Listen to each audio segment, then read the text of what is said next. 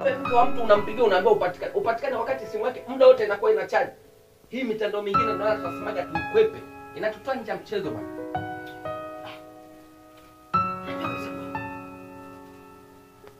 Muda wote simu yake inakuwa ina charge. Na naambiaje?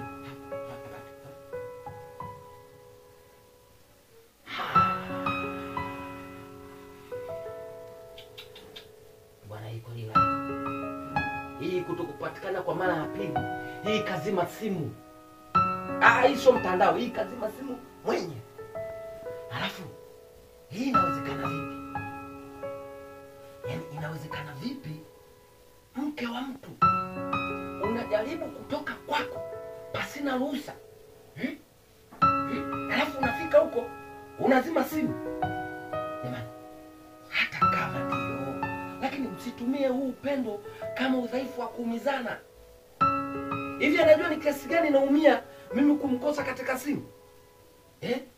Halafu hata kama nitakuwa na unyonge kiasi gani, na hali ngumu kiasi gani, mimi nina haki bwana. Huwezi kutoka kwako tu kama unatoka kwenye banda la kuku. Huna maelezo yoyote. Kuna mambo ya njiani. Hivi leo hii imetokea umepata ajali huko. Mimi nitajua uko hapo, uko Buguruni, uko Tabata, uko Magomeni, uko Mbagala au Kizuiani, Kiparanganda, Mausembe, Nyamisati, Dunda.